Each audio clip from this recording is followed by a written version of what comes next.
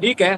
एका घटनेने मी सुरुवात एक करतो जी 350 वर्षांपूर्वी दादा, महाराजांच्या एक मी आयुष्यामध्ये क्विकली घडलेली आहे. शेअर करू का दादा? घटना म्हणजे पुरंदरचा तह. या पुरंदरच्या तहामध्ये आपलं 90% राज्य आपण गमावलं होतं आणि महाराजांना आग्र्याला जावं लागलं होतं बादशहाच्या भेटीला. आणि बादशहाच्या भेटीला जाण्यापूर्वी बादशहाने असं काही एक ट्रॅप रचला होता ना, की महाराजांचा पेशन्स थोडासा हल्ला आणि भर दरबारामध्ये औरंगजेबावर गरजले होते महाराज. हे सगळ्यांना माहीतच आहे. पण बऱ्याचदा हा प्रश्न येतो की महाराज ज्यांच्याकडे इतका जबरदस्त संयम होता, म्हणजे जेव्हा अफजल खान चाल करून आला, ती मोहीम चालू असताना त्याच वेळी सईबाई जे महाराजांच्या एकदम जवळच्या राणी साहेब होत्या आणि खूपच म्हणजे आपण जसं आपला सवंगडी, आपला लाईफ पार्टनर, त्याच्यावर आपलं प्रचंड प्रेम आहे, जो आपला भागीदार आहे सुखदुःखामधला. या सईबाईंचं निधन झालं होतं आणि त्यांच्या अंतिम संस्कारासाठी सुद्धा महाराज जाऊ शकले नव्हते. प्रचंड मोठं दुःख होतं. तरी सुद्धा अफजल खानाची मोहीम फार महत्वाची आहे. या मोहिमेकडे लक्ष देऊन महाराज गेले नाहीत. तर तेव्हा एवढा पेशन्स त्यांनी ठेवला. मग औरंगजेबाच्या दरबारात जिकडे त्यांच्या जीवाला धोका असू शकत होता, तिथे महाराजांनी पेशन्स का नाही राखला? हा विचार करण्यासारखा प्रश्न आहे. कोणी सांगू शकेल काय त्यामागचं रिझन होतं? महाराज का बरं एवढे इम्पेशंट त्या वेळेला झाले असतील आणि त्यांनी काहीच विचार केला नाही, आपल्या जीवाला धोका असू शकतो सगळं?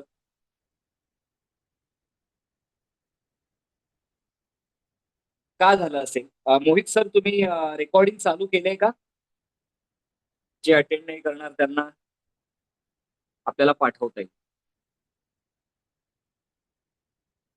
का झालं असेल असं बरं? म्हणजे महाराजांनी एवढा पेशन्स का गमावला असेल?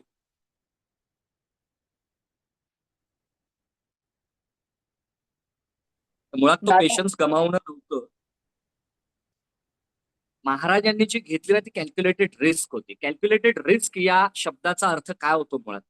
What do you mean by calculated risk? Calculated risk म्हणजे असा एखादी रिस्क, म्हणजे आपण जे जनरली करतोय त्यापेक्षा थोडं काहीतरी वेगळं करून होणारा जो रिझल्ट आहे, होणारा फायदा आहे, तो फार मोठा असू शकतो. आणि जर नुकसान झालं ना, तर कमीत कमी नुकसानातून आपल्याला सुटकेचा मार्ग असू शकतो. म्हणजे नुकसान होणार नाही असं नाहीये, ते होणार आहे. पण ते झेपवणारं नुकसान असेल, आपण झेपवू शकतो असं नुकसान असेल. अशी नियोजनबद्ध घेतलेली रिस्क म्हणजे कॅल्क्युलेटेड रिस्क. आणि महाराजांनी या घटनेमध्ये कशी कॅल्क्युलेटेड रिस्क घेतली त्यावर आपण आधी नजर टाकूया आणि मग आपण येऊया आपण कशी घेऊ शकतो मुळात. तर इथे जर तुम्ही पाहिलात, तो जो सिनॅरिओ होता म्हणजे औरंगजेबाचा दरबार, जो मुघलशाहीचा दरबार आहे, जिथे कुणाला नजर वर करून बादशहाकडे बघण्याची सुद्धा परवानगी नव्हती. म्हणजे कुणी नजर वर करून बादशाकडे बघू शकत नाही, तोंडावर हात ठेवून बोलायचं, हलक्या आवाजामध्ये बोलायचं. अशा वेळेला जेव्हा महाराजांचा अपमान होतो, कंटिन्युअसली 2-3 वेळा अपमान होतो, आणि त्यावेळेला ते गरजतात त्याच्यावर, काहीतरी महाराजांनी विचार केला असेल ना, एवढे इम्पेशंट होऊन महाराज करूच शकत नाहीत जेव्हा स्वराज्य त्यांच्यासाठी त्यांची वाट बघताय. अशा वेळेला ती रिस्क का घेतली महाराजांनी?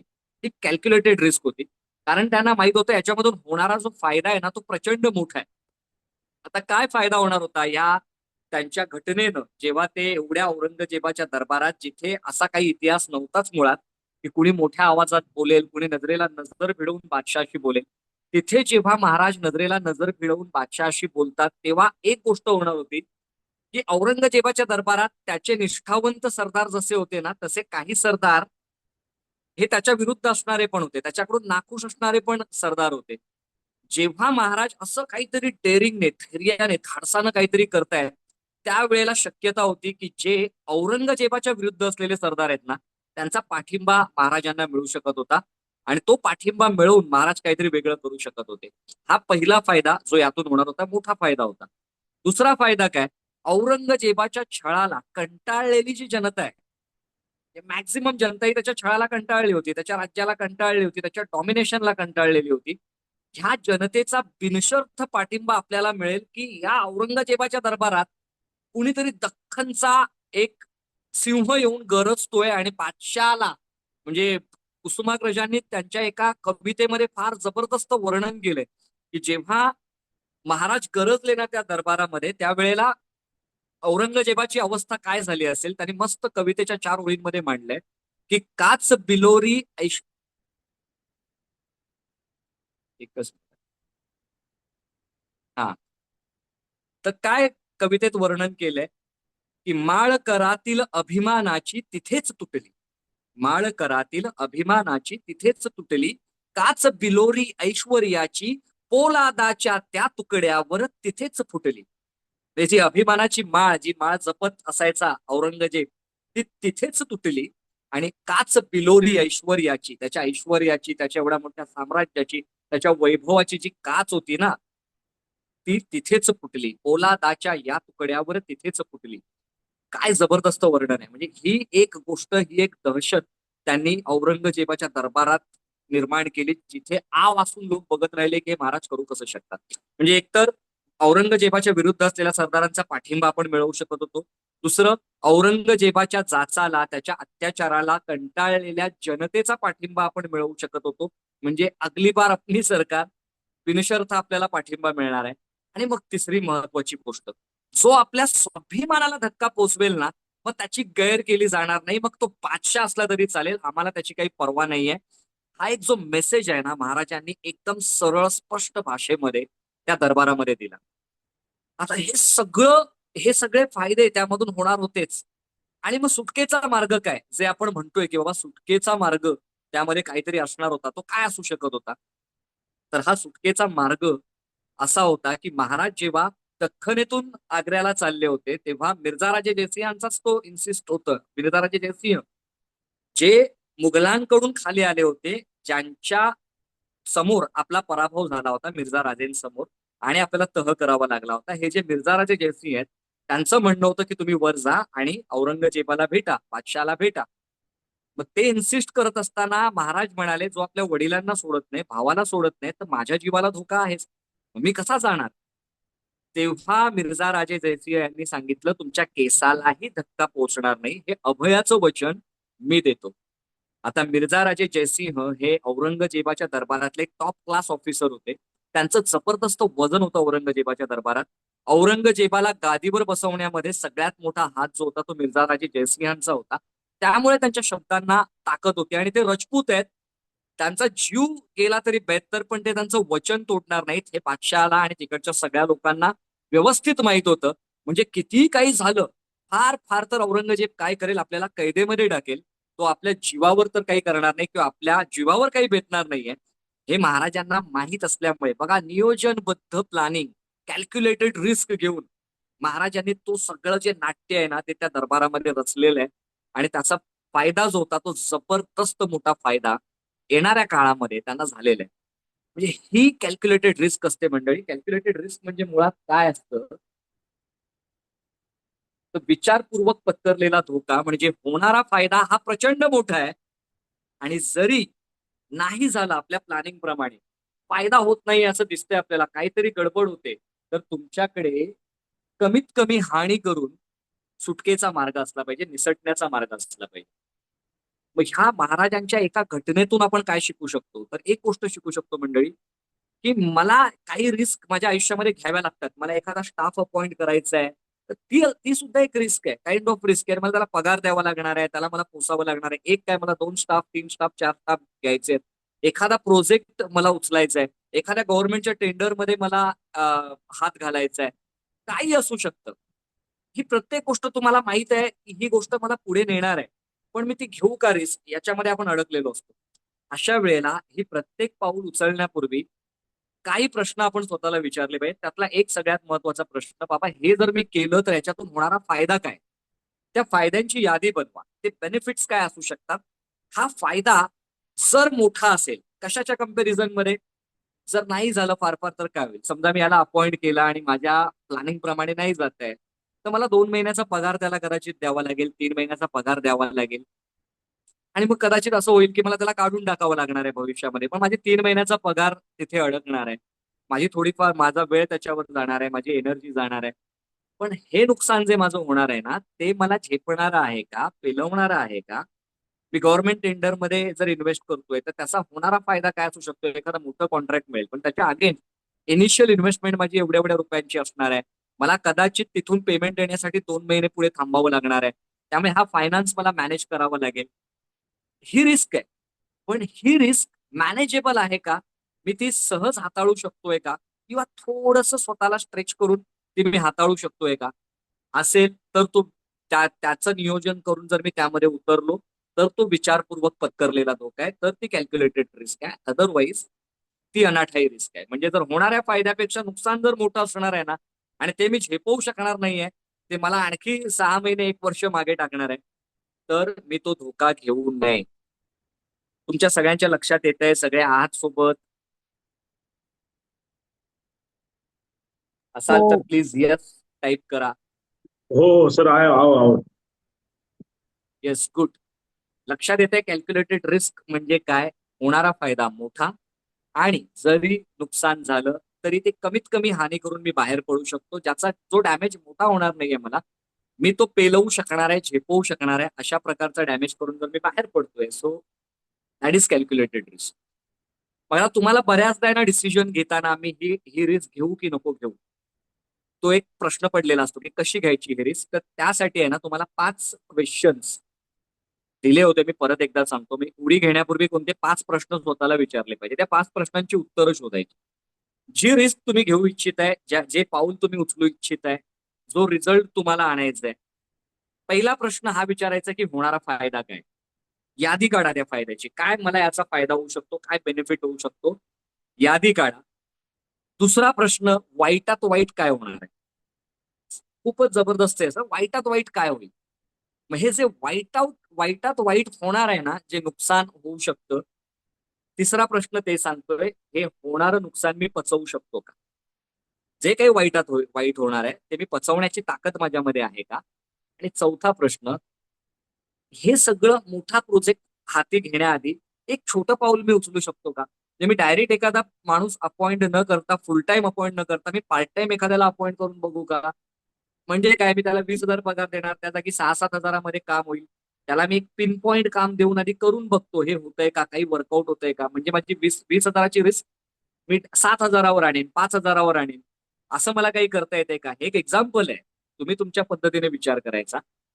एखादं छोटं पाऊल, हा मोठा प्रोजेक्ट घेण्याआधी एखादं छोटं पाऊल मी उचलू शकतोय का, जे ट्रायल बेसवर मला करता येईल, ट्रायल अँड एरर बेसवर मला करता येईल, आणि मग त्या मोठ्या डिसिजनकडे मला धावता येईल.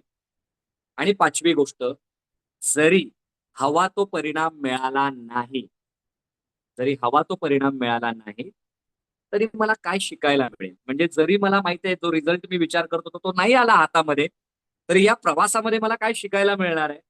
ही रिस्क घेतल्यावर मला ज्या काही गोष्टी अनुभवायला मिळतील, त्यातून मला अपग्रेड होता येणार आहे का एक उद्योजक म्हणून, हा 5वा प्रश्न. हे 5 प्रश्न कोणतीही रिस्क घेण्यापूर्वी जबरदस्त पॉइंटर आहे. म्हणजे तुम्ही कशामध्येही टाकून बघा. आता एक एक्झाम्पल मी तुम्हाला सांगतो.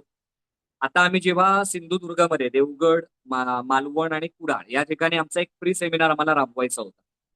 तर तिकडचे अनेक व्यापारी संघ, त्यांना कळतंय आमची कळकळ खूप जबरदस्त आहे, आम्हाला उद्योजकांसाठी काहीतरी करायचंय आणि आम्ही धडपडतोय त्यासाठी.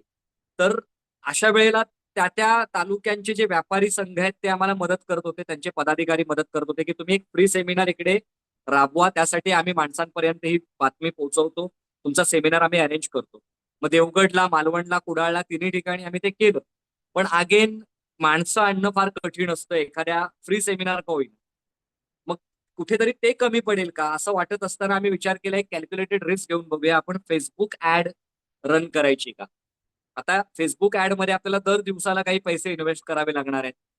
तो जो तालुका किंवा ते काही जिल्हे आहेत त्यांना आपल्याला टार्गेट करावं लागेल, सगळं आहे. यामध्ये थोडासा वेळ जाईल, एनर्जी जाईल, पैसा जाईल. पण मग काय, आपण काय करू शकतो. आम्ही विचार केला, चला आपण एक सुरुवात करू, आपण 1,000 रुपयाच्या ऍडने सुरुवात करून बघू, काही लीड जनरेट होत आहेत का. आता होणारा फायदा आम्ही काय विचारात ठेवलेला, की चला 1,000 रुपयाची ऍड करून 10 जण जरी आल्या, 10 एन्क्वायरीज जरी जनरेट झाल्या आणि त्यातले 5 जण जरी येऊ शकले, तरी सुद्धा आपल्याला फायदा आहे. म्हणजे असं आपल्याला 4 दिवस आमच्याकडे होते, 4 दिवस आम्ही 1,000-1,000ची ऍड केली, तर 5-5 प्रमाणे जरी 20 जण जरी आले त्या सगळ्या ऍड मधून, ते 3-4 हजार, 5 हजार खर्च करून जर 4-5, 20 एक जण येत आहेत, तर काहीच नाही वाईट, काहीच नाही आहे त्यामध्ये. वाईटात वाईट काय होईल, तर 4 हजार फुकट जातील. कॅल्क्युलेटेड रिस्क आहे. तर चार चार काय, आम्ही 20 हजार पण टाकायला तयार होतो, 25 पण तयार होतो. तेवढ्या लीड्स येतात की नाही याची आम्हाला खात्री नव्हती, म्हणून आम्ही बोललो आपण थोडंसं आधी चेक करून बघू. पण वाईटात वाईट काय, हे पैसे निघून जातील, आपण जो वेळ घालवला त्याच्यावर तो वेळ वाया जाईल. पण मग हे होणारं नुकसान आपण पचवू शकतोय का? ऑब्व्हियसली पचवू शकतोय. असं वाटलं की या 1000मधून चांगल्या लीड जनरेट होतात, तर आपण 2000ची ऍड पण टाकू, 250ची पण टाकू, दिवसाला 3000ची पण टाकू. रिझल्ट आधी आपण चेक करूया. मग हे आधी एक छोटस पाऊल म्हणजे ते 1000 रुपयाचं होतं. मग त्याला आपण अपग्रेड करून वाढवू शकतो का, हा विचार होता. आणि चला, जरी परिणाम हवा असा मिळाला नाही तरी शिकायला काय मिळेल, तर ऍटलिस्ट हे तर कळेल की हे सगळं कसं रन होतं, जे पुढच्या कॅल्क्युलेशनसाठी आपल्याला याचा उपयोग होईल. पुढे जेव्हा ऍड करायचे तर आपण 1 महिना आधीच जाहिरात सुरू करू आणि मग आपण मॅक्झिमम रिस्पॉन्स आपण जनरेट करू शकतो. शिकायला मिळणार आहे यामधून. ही कॅल्क्युलेटेड रिस्क आहे. म्हणजे आपण या 5 पॉइंटर मधून बघायचे या सगळ्या गोष्टी जात आहेत का. आम्ही जेव्हा एखादा पाऊल उचलतोय आम्ही या 5 गोष्टी विचारतो. आता जर कुडाळला आम्हाला बॅच सुरू करायची आहे, मालवणला सुरू करायचे, हे 5 प्रश्न असतात. होणारा फायदा काय, वाईटात वाईट काय होणार आहे, झालंच नुकसान तर आपण पचवू शकणार आहोत का. एखादं छोटं पाऊल आपण करून सुरू करू शकतो. ते एक छोटं पाऊल म्हणजे आमची एक पहिली बॅच होती, तिथे तुषार कासवकर पण आहेत आता या सेशन मध्ये, जे मालवणचे आहेत आणि कुडाळला ती बॅच अटेंड करतात. तर ही ही बॅच आमची एकदा रन करून बघू. वाटलं ही सक्सेसफुली रन होते, आपण आणखी पुढच्या 2 बॅचेस मध्ये जाऊ. अदरवाईज आपण जिल्हा बदलू. हे जर आपण इतके एफर्ट्स टाकून पण माणसं येत नाहीत तर आपण काहीच करू शकत नाही. तर आपल्याकडे सांगली आहे, कोल्हापूर आहे, आपण तिकडे जाऊन करू शकतो. म्हणजे होणारं नुकसान आपण पचवू शकतोय हे आम्हाला कळत होतं. वाईटात वाईट जे होईल त्यातून आम्ही होणारं नुकसान पचवू शकणार आहे. एखादं छोटं पाऊल म्हणजे कुडाळची बॅच होती. आता त्याच्या आपण 2 ते 3 बॅचेस करतोय सिंधुदुर्गमध्ये. आणि हवा तो परिणाम मिळाला नाही तर काय होईल, शिकायला मिळेल, कोकणामध्ये जायला मिळेल. कोकणात अनेक अशी ठिकाणं आहेत जिथे व्हिजिट करायला मिळेल, बरोबर ना. आणि अनेक असे उद्योजक आहेत जे आपल्या कनेक्टमध्ये येतील. मग त्यांच्या सोबत कोलॅबरेशनने आपल्याला भविष्यामध्ये काही करता येईल का, असे अनेक काही गोष्टी आपल्या हातात येणार होत्या. म्हणजे अगदीच जरी आपण जो विचार करतोय ते नसतं झालं तरी काय होणार आहे. पण मला सांगायला आनंद वाटतोय मंडळी, आपण एका बॅचने सुरू केलं होतं आणि आपल्या 2 बॅच पुढच्या आठवड्यामध्ये कुडाळ आणि मालवण च्या सुरू होत आहेत. लोकांना फायदा होतोय, त्यामुळे लोक येत आहेत, ऍडमिशन्स घेत आहेत आणि तो रिझल्ट जो त्यांना देण्यासाठी आम्ही कटिबद्ध आहोत तो आम्ही त्यांना देऊ शकतोय. तर ही कॅल्क्युलेटेड रिस्क प्रत्येक तुमच्या एका पावलामध्ये तुम्ही विचारा हे 5 प्रश्न आणि या 5 प्रश्नांची उत्तरांवरून तुम्हाला डिसिजन घेणं सोपं जाईल की मी हे पाऊल उचलू की नको उचलू. इथपर्यंत सगळे सोबत आहात, सगळ्यांना क्लिअर आहे. हो हो सर.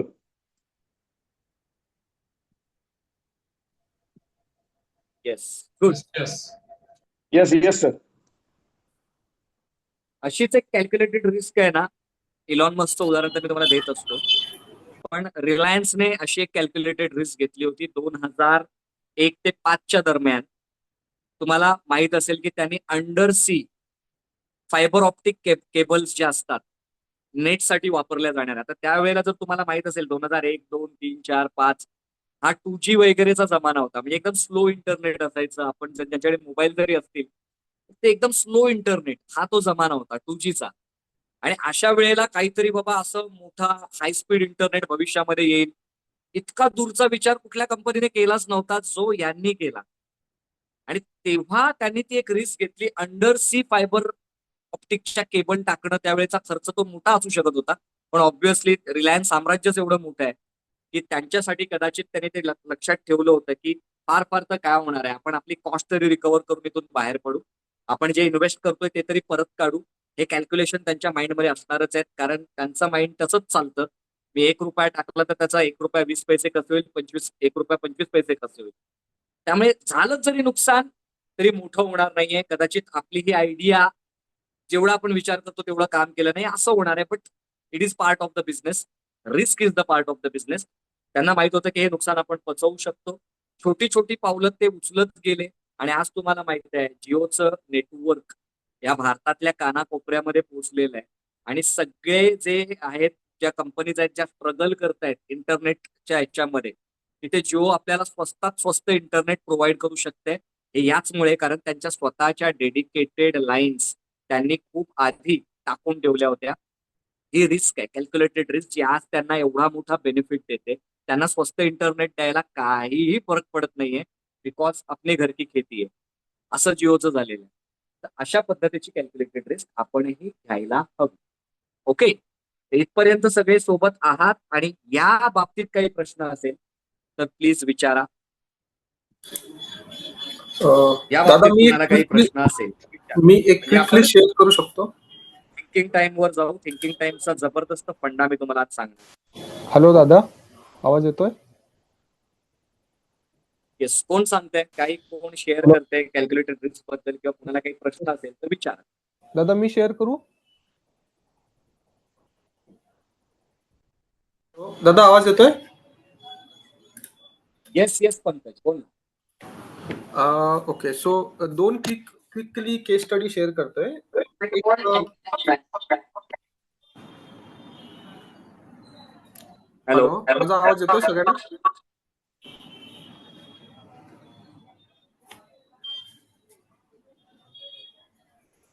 हॅलो दादा, आवाज येतोय तुम्हाला?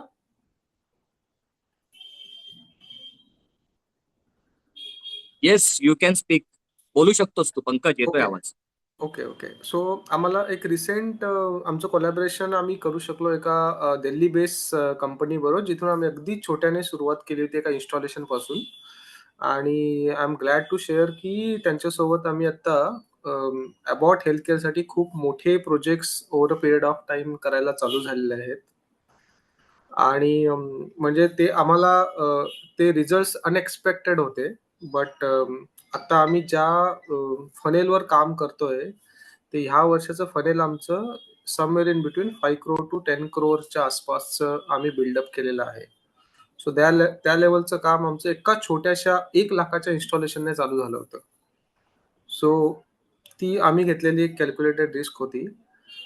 सेकंड, आजचीच एक तुम्हाला सांगायला आवडेल, जे तुमच्याही अगदी जवळचे आहेत, स्वराज इन्फोटेक, अजय सरांबरोबर सकाळीच आमचं एक डिस्कशन झालं की आम्ही ऑडिओ व्हिज्युअलमध्ये खूप चांगल्या आणि मोठ्या क्लायंट्स बरोबर, पीएसयू बरोबर, कॉर्पोरेट सोबत काम करतो. आणि त्यांचं मेन मास्टरी आहे ते कोडिंगवर आहे. सो आणि त्यांनी त्यांच्या अर्लियर करिअरमध्ये पण डिजिटल सायनेज सॉफ्टवेअर्सवर वगैरे काम केलेलं आहे. सो आम्ही असं एक कोलॅबोरेशन वर्किंग मध्ये प्रोसेसमध्ये आहोत का जिकडे त्यांची जी एक्सपर्टीज आहे ते आम्ही आमच्या क्लायंटसाठी ऑफरिंग करू शकतो का, आणि त्या कोलॅबोरेशनने आपण एकत्र एका ट्रान्सपरंट मॉडेलने पुढे जाऊ शकतो का. So that is under process. So that is again a same on the calculated risk basis. हे सगळे फंडामेंटल यूज करून आम्ही प्रोसेस करतोय. Thank you so much. Great Pankaj, मस्त मस्त. म्हणजे मला सांगायला आवडेल की नवीन मंडळी आहेत. पंकज खूप जबरदस्त आणि असा मेहनती आणि हुशार म्हणजे स्मार्ट मेहनती असा उद्योजक आहे, जो खूप चांगलं करतोय त्याच्या व्यवसायात. आणि मला असं वाटतं रिकनेक्ट जो सगळ्यात जास्त चांगला फॉलो करत असेल तो पंकजच आहे, जे माझ्या कम्युनिकेशन नाही कळत. आता बाकी लोक कम्युनिकेट नाही करत त्यामुळे लक्षात येत नाहीये. But you are too good Pankaj, thank you so much. खूप चांगलं शेअरिंग केलंस. अजून कोण ज्याला काही शेअर करायचंय किंवा विचारायचंय काही प्रश्न तर विचारू शकतो. दादा मी सांगू का?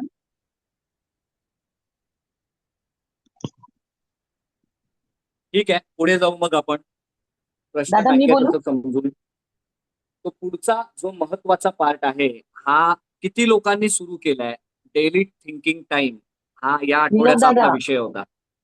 की विनोद दादा रोज आवाज 15 येतोय? मिनिटं, 15 ते 30 मिनिट, म्हणजे 15 मिनिट हे कमीत कमी बोललो कारण तुमच्याकडे वेळ नाहीये ना, फार बिझी माणसं तुम्ही.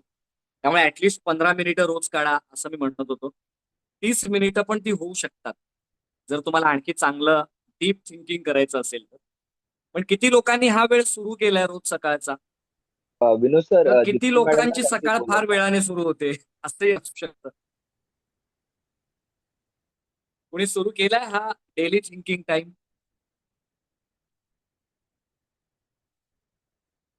येस दीप्ती, बोलू शकतेस, तुला काही बोलायचंय बोलू शकतेस. दादा आवाज येतोय का माझा? येस, येतोय येतोय. दादा हे जे तुम्ही आता दोन गोष्टी सांगितल्यात, एक डेली थिंकिंगचा आणखीन कॅल्क्युलेटेड रिस्कचा.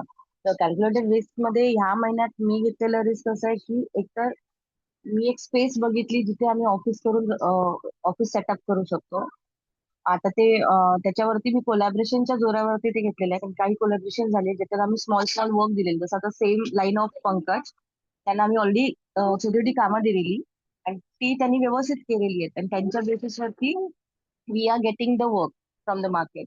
तर त्या ह्याच्यावरती आम्हाला चांगलं कोलॅबरेशन ऑलरेडी झालंय दोघा जणांबरोबर आणि त्याच्यातून दे आर द सपोर्टर्स. म्हणजे मला वेगळी टीम बिल्डअप करायला लागत नाही. म्हणजे माझी इन्व्हेस्टमेंट जी टीम बिल्डिंग वरती जात होती ना, दॅट आय सेव्ड. आणि प्रॉफिट माझं तेवढंच आहे जेवढं जर मी ते टीम बिल्डअप केली असती तरी झाली असती ना, तेवढेच माझं प्रॉफिट शेअरिंग होतं. So it's a win win situation. आणि त्याच्याच बेसिसवरती मी कॅल्क्युलेटेड रिस्क घेऊन ह्या ऑफिसचा सेटअपचा पण घाट घातलेला आहे की ऑफिस एक घेऊन तिथे टीम बसून आपण हे करू शकतो, अजून डेव्हलप करू शकतो.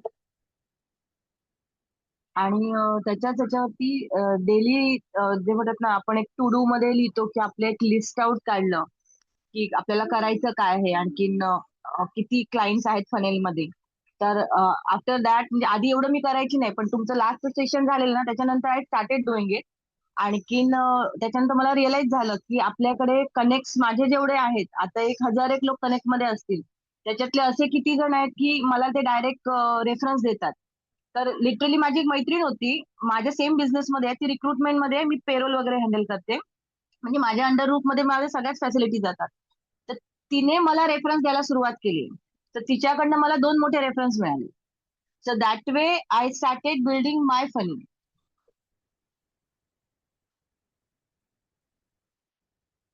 थँक्यू. मस्तच मस्तच दीप्ती, फार चांगलं शेअरिंग केलंस तू दोन्ही गोष्टींचं. म्हणजे एकतर कॅल्क्युलेटेड रिस्क जी तू घेतलेस आणि ती घ्यावीच लागणार आपल्याला स्वतःच्या ऑफिसमध्ये न जाता. मी तर बोलतोय असंच आपण केलं पाहिजे. कोलॅबरेटिव्ह बेसिसवर जर आपण गोष्टी करू शकलो ना तर त्याचा भन्नाट फायदा होऊ शकतो एकमेकांना. हा, ज्यांना गरजच आहे की नाही आपलं स्वतःच एक एस्टॅब्लिश्ड ऑफिस हवं, कारण तेवढा पसारा आहे आपला, तेवढे आपल्याकडे तेवढा आपला स्टाफ आहे, तर तेवढा आवाका आपल्याला करायचा आहे, तर मग ते करू शकतात. अदरवाईज ही खूप चांगली आणि कॅल्क्युलेटेड रिस्क तू घेतलेली आहेस आणि खरंच मस्त वाटतंय मला ऐकून. So good.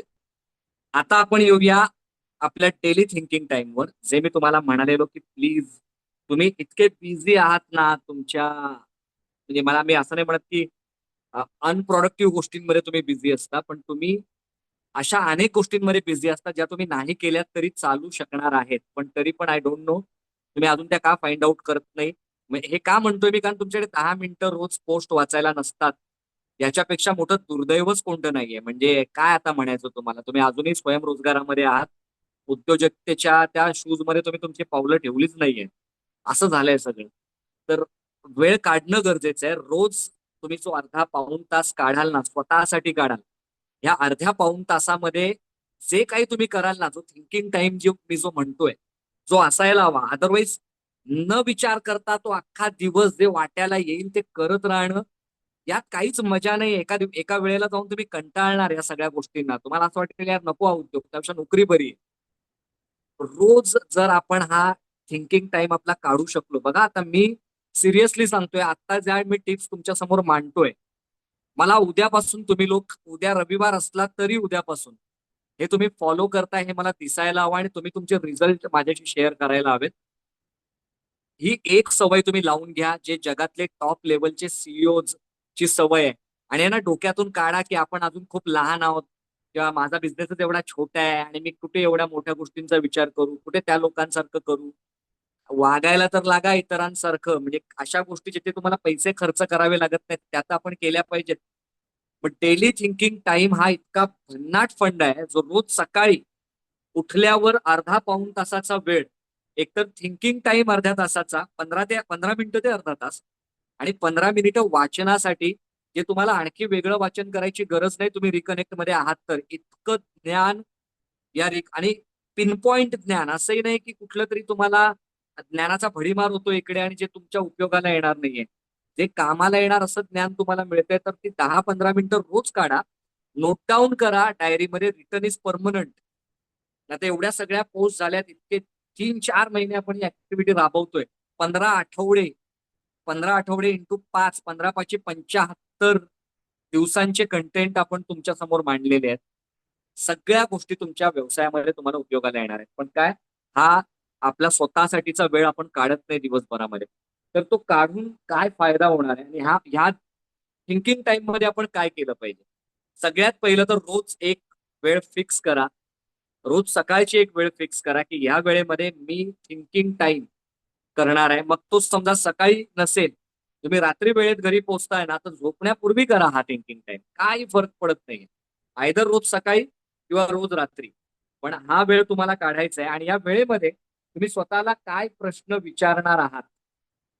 ओके, हे 4 प्रश्न विचारायचे, 4 प्रश्नांची उत्तरं शोधायची आणि त्यावर काम करायचं बस. बाकी जे आहे ते आहेच वाट्याला, त्याच्यावर पण आपण बोलूयाच पुढे. काय असेल ते येणारच आहेत, बऱ्याच गोष्टी, ऍक्टिव्हिटीज. सगळ्यात पहिला प्रश्न, असं कोणतं एक टास्क आहे जे आज मी पूर्ण केलंच पाहिजे. कोणतं असं एक टास्क आहे जे आज मी पूर्ण केलंच पाहिजे, याच्याशिवाय माझा दिवस जाणार नाही. खूपच महत्वाचं असं हे टास्क आहे जे मी आज केलं पाहिजे. विचारा प्रश्न, त्याचं उत्तर लिहून काढा की हे काम मला आज करायचंय. एक डायरी बनवा स्वतःची वेगळी, यासाठी बनवा. फक्त थिंकिंग टाइम वाली डायरी बनवा तुम्ही. कोणतं असं एक टास्क आहे जे आज मी पूर्ण केलंच पाहिजे, हा पहिला प्रश्न.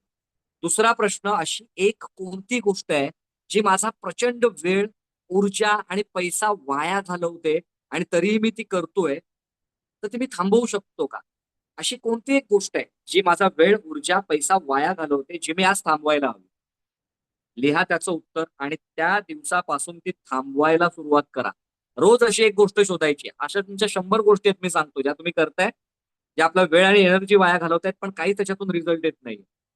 अशी कोणती एक गोष्ट आहे जी मी करायची थांबवायला हवी. तिसरा प्रश्न, फक्त आज मी असं कोणतं एक काम आहे ना जे डेलिगेट करू शकतो, जे मी रोज करतोय, गदा मेहनत करतोय, वेळ वाया घालवतोय, पण ते काम टाळता येणारं नाहीये, पण ते दुसरा कोणीही करू शकतो. तर मी असं कोणतं ते एक काम आहे ना माझ्या स्टाफला किंवा इतर कोणाला डेलिगेट करू शकतो, जे मी नाही करणार आता, कारण माझा खूप वेळ त्याच्यावर जातो, खूप एनर्जी जाते. हा, ते वरच्यासारखं काम नाहीये जे मला काहीच देत नाही. हे काम, या कामातून काहीतरी रिझल्ट प्रोड्यूस होतोय, पण ते माझ्याशिवाय होणारं आहे. तर मग असं कोणतं एक काम, एकच काम मी आज डेलिगेट करू. आणि चौथं, अशी कोणती एक सुधारणा जी आज मी करू शकतो, कोणत्याही एका गोष्टीमध्ये, कुठलीही एक गोष्ट. मग तुम्ही जे मेसेज क्लायंटना पाठवता, त्या मेसेज पाठवण्याच्या पद्धतीत मी काय सुधारणा करू शकतो. बरं, जे क्लायंटला मी कोटेशन पाठवते, त्या कोटेशन मध्ये मी काय सुधारणा करू शकतो. माझी जी सेल करण्याची पद्धत आहे त्यामध्ये मी काय सुधारणा करू शकतो. माझ्या माणसांना मी जे कामं डेलिगेट करतोय त्याच्या पद्धतीमध्ये मी काय सुधारणा करू शकतो. मी जी मीटिंग कंडक्ट करतोय त्याच्यामध्ये मी काय एक सुधारणा करू शकतो. मी जे सेल्स प्रेझेंटेशन माझ्या क्लायंट्सना देतो त्याच्यामध्ये मी काय एक सुधारणा करू शकतो. एक छोटी सुधारणा मी आज काय करू शकतो, बस ती ती विचार करायचा आणि ती करायची. हे 4 प्रश्न थिंकिंग टाइम मध्ये स्वतःला विचारायचे, त्याची उत्तरं लिहायची आणि त्यावर त्या दिवशी काम करायचंच, म्हणजे करायचंच, मस्ट.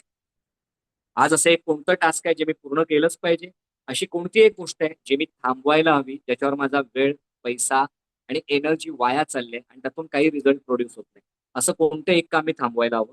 कोणतं एक काम जे मला रिझल्ट देतंय छोटा मोठा, पण ते खूप वेळ घालवतंय, एनर्जी घालवतंय आणि ते दुसरा कुणीही करू शकतोय, तर मी ते असं कोणतं एक काम डेलिगेट करू शकतो. एकच काम, एकच टास्क, छोटस काही असू शकतं. आणि कोणती एक सुधारणा आज मी स्वतःमध्ये करू शकतो.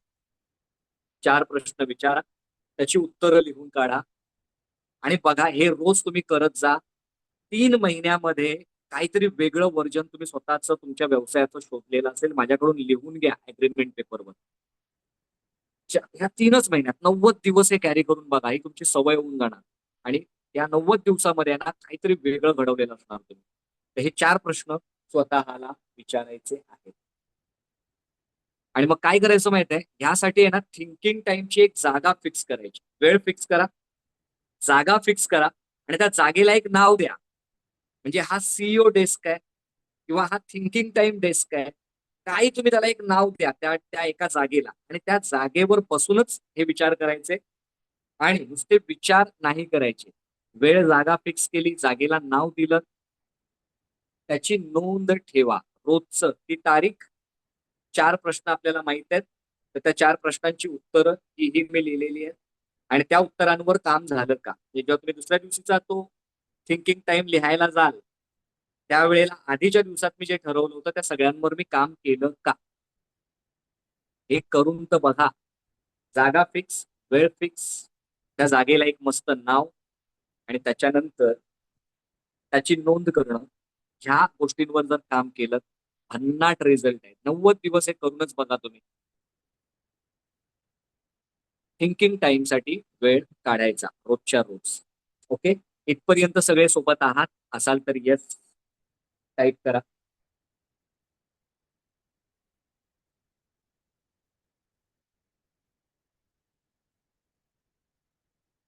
हॅलो, आहात का सोबत?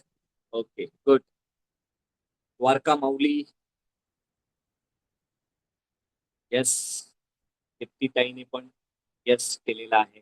Motorola Moto G85 Yes, sir. Yes. Good, yes. Pankaj, very good. आता एक असा फॉर्म्युला देतो ना ज्याने माझं आयुष्य बदललं, जो मी तुमच्याशी शेअर करतोय. थिंकिंग टाइम मध्ये जे 4 प्रश्न आहेत त्याची उत्तरं तर तुम्ही शोधाच. आता एक जो फॉर्म्युला मी तुम्हाला देतोय ना, तो तुम्ही वापरून बघा 90 दिवस कंटिन्युअस. काय म्हणजे मला वेगळं सांगायची गरज नाही, तुम्हीच सांगाल मला 90 दिवसानंतर. हा फॉर्म्युला जो आहे ना, तो 3-3-3 मेथड म्हणतात त्याला, 3-3-3 मेथड.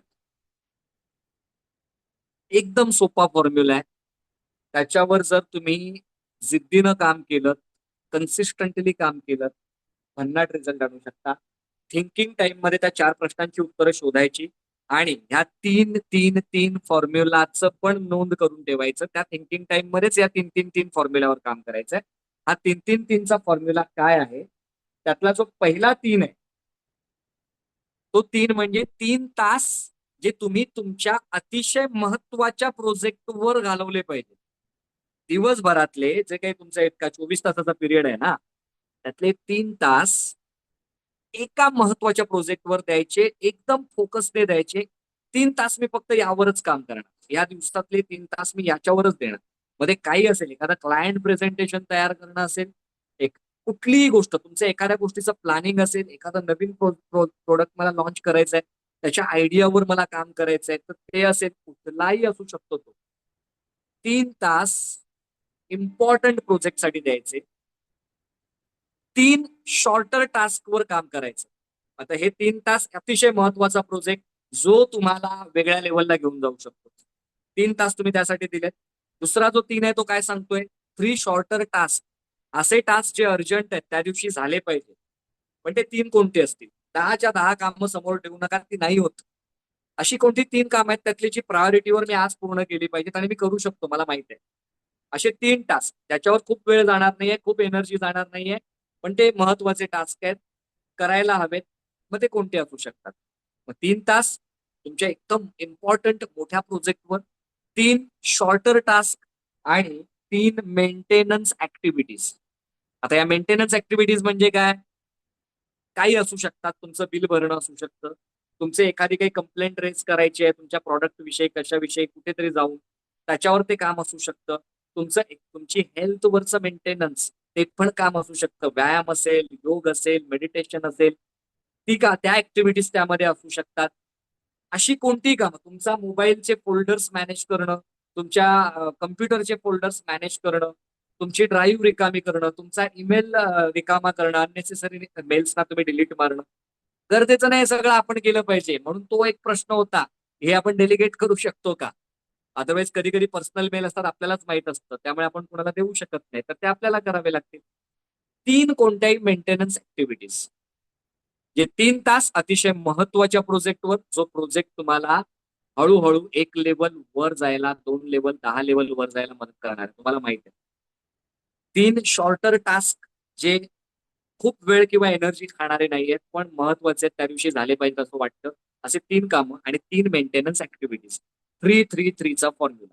हे तुम्ही 4 प्रश्नांची उत्तरं लिहिलीत ना, त्यानंतर हा 3-3 कोणता असा इम्पॉर्टंट प्रोजेक्ट ज्यावर मी 3 तास घालवणार आहे, मग त्यानंतर 3 शॉर्टर टास्क मी कुठले घेतले पाहिजेत, त्यानंतर कोणत्या 3 मेंटेनन्स ऍक्टिव्हिटीजवर मी काम केलं पाहिजे.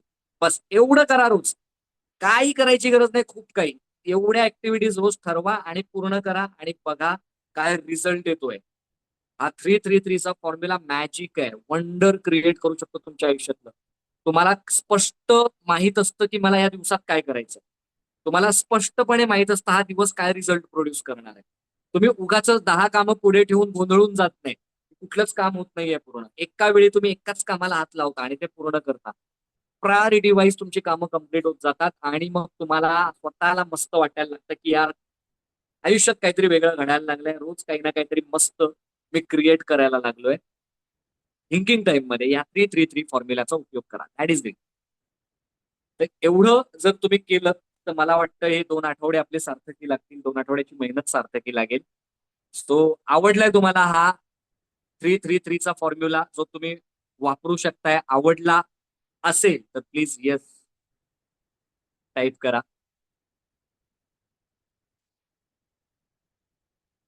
गुड.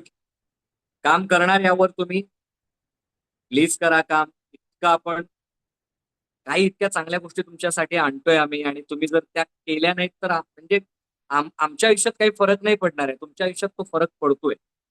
ओके. हा रिकनेक्ट आहे ना आमच्यासाठी कॅल्क्युलेटेड रिस्क आहे. आणि त्या कॅल्क्युलेटेड रिस्क मध्ये बाहेर पडण्याचा मार्ग आमचा हाच आहे की यार जे कोणी काही 15, 20, 25 जण यामध्ये आहेत ना त्यांनी काहीतरी यातलं फॉलो करावं आणि त्यांचं आयुष्य बदलावं. बस आपल्याला होणारा फायदा मोठा नसला जरी आता या रिकनेक्ट मध्ये तरी तुम्हाला होणारा फायद्यामध्येच आमचा फायदा आहे. तुमच्या आयुष्यामध्ये काहीतरी फरक पडतोय तर आम्हाला खरंच आनंद आहे आणि तो तो आनंद आम्हाला द्या तुम्ही प्लीज. तेवढं तरी करा म्हणजे ऍटलिस्ट खूप फायनान्शियली आम्ही काही याच्यामधून प्रोड्यूस नसलो करत तरी तुमच्या रिझल्टने आम्हाला आनंद होतो. सिरियसली होतो जेव्हा तुम्ही रिझल्ट शेअर करता. तर ते तरी आम्हाला मिळू द्या. So that is it. या गोष्टींवर आपल्याला काम करायचंय. आज हे जे काही आहे त्याची पीडीएफ मी तुम्हाला लगेच शेअर करतो आपला हा सेशन संपल्यावर. आता कोणाला काही प्रश्न असतील तर प्लीज विचारा. अदरवाईज आपण आजचा हा सेशन संपवू. पण त्याआधी मला तुम्हाला आठवण करून द्यायला आवडेल की 26 जुलैला आपण एक भन्नाट एका दिवसाचा वर्कशॉप घेऊन येतोय क्रॅक द डील. म्हणजे आपण आहे ना आपली मेहनत अर्धी करून आता जे कमवतोय त्यापेक्षा डबल कमवू शकतो. पण आपली एनर्जी आणि वेळ कुठे जात असतो छोट्या छोट्या क्लायंट्सना मॅनेज करण्यात. ते वाईट नाही आहेत. त्यांना ते नको आहेत असं नाहीये आपल्याला. ते हवेत. पण मी जो 20% वाला क्लायंट म्हणतोय मिळवणं तो मिळवणं पण सोपं काम नाहीये. तो इझिली तुम्हाला मिळत नाही. त्यासाठी लागणारे प्रिपेरेशन्स हे वेगळे असतात. त्यांच्याशी होणाऱ्या निगोशिएशन्स या वेगळ्या असतात. त्यांना तुमच्याकडून हवी असलेली तयारी ही वेगळी असते. आणि ह्या तयारीवरच म्हणजे ऍक्च्युअल आपल्या लोकांच्याच अनुभवातून अनुभव असा की आम्ही बऱ्याच आपले जे काही एमबीसीचे मेंबर आहेत आयलीडचे मेंबर्स आहेत जे खूप जवळ आहेत आपल्या त्यांना आम्ही प्रयत्न करतो एखाद्या कॉर्पोरेटशी कनेक्ट करून द्यायचं की बाबा ह्याचं हे इकडे काही लागलं तर त्याचं आयुष्य बदलेल. पण ते तिथे जाऊन आहेत ना ते त्यांच्या एक्सपेक्टेशनला पूर्ण होऊच शकत नाहीत. म्हणजे त्यांच्या एक्सपेक्टेशनवर उतरूच शकत नाहीत. आणि मग त्यांना कळतं की हे झेपवणार नाही मला आणि मग बाहेर पडतात ते लोक किंवा रिजेक्ट केले जातात. ह्याच दृष्टीने आम्ही खूप विचार केला की बाबा असं काही आपण सेमिनार एका दिवसाचा डेव्हलप करू शकतो का की ज्यामध्ये ह्या गोष्टींवर त्यांची तयारी काय असायला हवी आणि त्यातला बराचसा भाग आपल्याला प्रॅक्टिकली करून घेता येईल. जसं आपण सीईओ 2.0 मध्ये दिवसभरात अनेक गोष्टींवर प्रॅक्टिकल एक्सरसाइजेसवर काम करून घेतलं होतं. सिमिलरली हा तसाच भन्नाट crack the deal closing big clients is not a big deal. मोठ्या क्लायंट्सना क्लोज करणं ही मोठी गोष्ट नाहीये.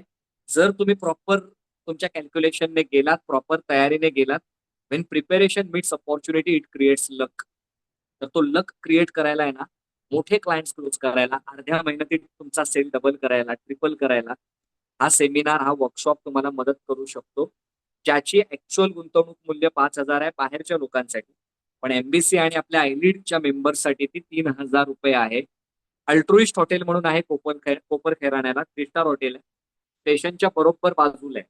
1-2 मिनिटावर आहे स्टेशन पासून.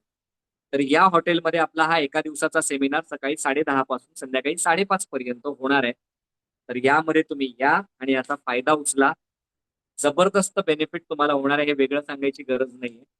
या आणि मोठे क्लायंट्स कसे क्लोज करायचे ही भन्नाट गोष्ट या सेमिनारमध्ये नुसतं शिकून घेऊ नका तर इम्प्लिमेंट करा याची मला खात्री आहे. So that is it. हे क्रॅक द डील बद्दल झालं. आता कोणाला काही प्रश्न असतील तर विचारा किंवा या थिंकिंग टाइम बद्दल तुम्हाला काय वाटतं ते तुमचं शेअर करा. तुमचा फीडबॅक शेअर करा आणि मग आपण आजचा हा प्रपंच थांबवू. कुणाला काही विचारायचं असेल तर प्लीज यू कॅन आस्क. किंवा you can share your feedback या 2 आठवड्याबद्दल आणि आजच्या सेशन बद्दल.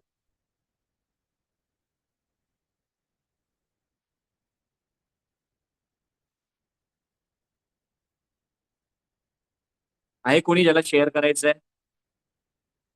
काय वाटतंय? तुम्ही ते चालू करणार नाही करणार? दादा बोलू मी 1 मिनिटं? Hello.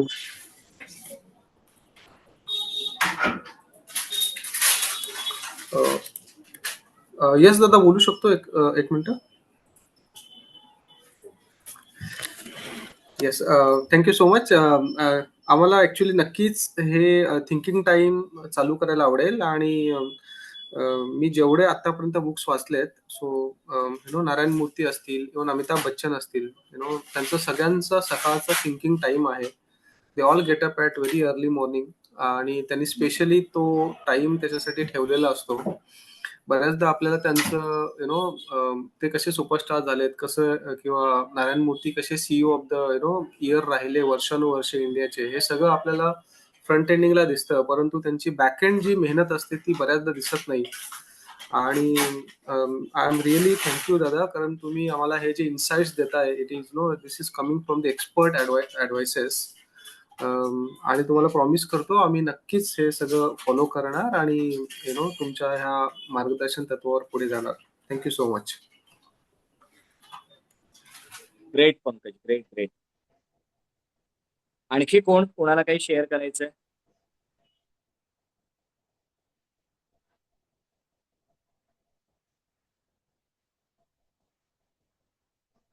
Seven habits of highly effective people. Think and grow with Ikigai. चालेल, मग थांबवूया आपण आजचा सेशन. अच्छा, कोणीतरी आले. ठीक आहे, मग आजचा सेशन आपण इथेच थांबवूया. पुन्हा भेटूया पुढच्या एखाद्या मेंटर टॉक मध्ये. तोपर्यंत ध्येयवादी राहा, आशावादी राहा, स्वस्थ राहा, आनंदी राहा, हसत राहा, मस्त राहा. जय हिंद.